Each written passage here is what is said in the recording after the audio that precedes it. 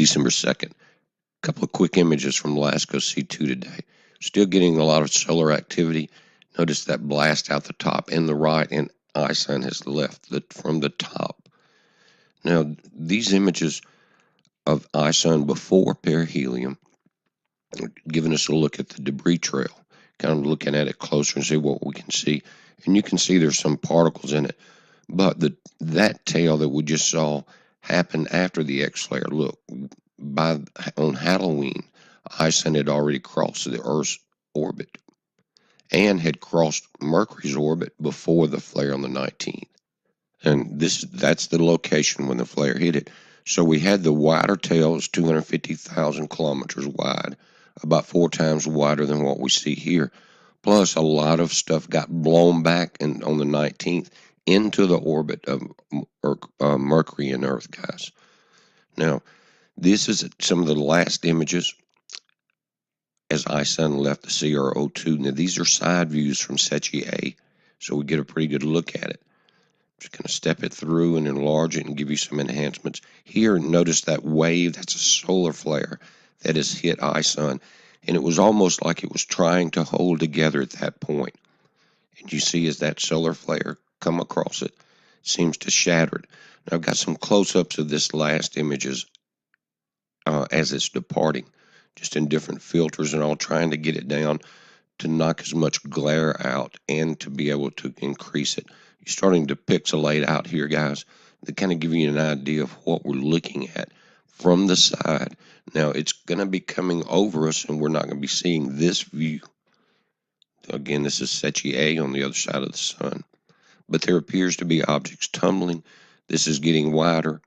Now, it is in an upward arc if it follows the original projection. It's not coming straight at Earth. It's rising each day until December 28th. But now, you've got to think of this as a V. If that point of the V is over on the 28th, then the deep debris trail will be delayed a few days as it widens and spreads, guys. But I think that it's very highly possible we could see some fallout, maybe simply fireballs. Don't know yet. We're going to be watching it. But notice it has left the ACRO2. Now it's on AHI1. What's happened here, that's not ISON. That was the solar flare that blew across it. And what I think has made it start to disintegrate even further. Now watch ISON come in. Now, this kind of amazed me to see this come in on this camera instead of like balls of an asteroid. We're still getting this V signature. And again, remember, guys, in this image, Earth is twice as far away from the camera as ISON. Now, they're going to cross. ISON will be above the Earth on the 28th if it hangs in there with this projected pattern. But that fantail is spreading down, so if the point of this crosses Earth's orbit or a high 41 million miles above it on the 28th, it would be a few days behind that, guys, because of that trailing angle. Again, Earth will be moving to the right. Now, what this reminds me of in the Bible is Job. God is talking to Job, and he says, "Has thou seen the treasures of the hail, which I have reserved against the time of trouble, against the day of battle and war?" What war are we talking about, guys? And how is this hail delivered? Now, it goes to Revelation 8, and Pastor Paul talks about this a lot.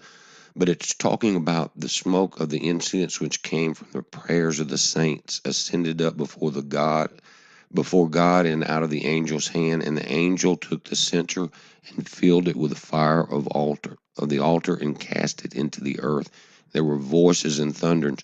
Now, guys, who was that angel? That may be very important. You understand what I'm saying? What angel would that be? We need to know this. And has there been hints throughout the Bible of who it would be and what personality we're dealing with and what are his announcements throughout history? I think it's Gabriel. He appears 4 times in the Bible. He appeared to Daniel. He explained to Daniel the Antichrist and the war at the end time, and we're looking at the peace treaties trying to be signed in Israel as we speak. Now, Gabriel was also in some of the lost books. Guys, in the Apocrypha, I have had a copy for 30 years of it. It's a great book. Many Christians I would not have considered before we built a Brickland Bridge to read the Bible without this. It was part of it. It was in between the Old and New Testament. And the religious people that ran Britain and the churches here decided to take it out. But Gabriel, you can read the meaning there. That's the power of God. And now listen, here's the key to that angel and that incense at that altar. Where was Gabriel in Luke 1? He was standing at the right side of the altar of the incense when he was speaking to Zacharias. And what did he talk about? He talked about John coming first, 6 months early. Then he went to Mary and told him about the Messiah coming. And behold, thou shalt conceive in thy womb and bring forth a son, and shall call his name Jesus. How important was Gabriel, guys?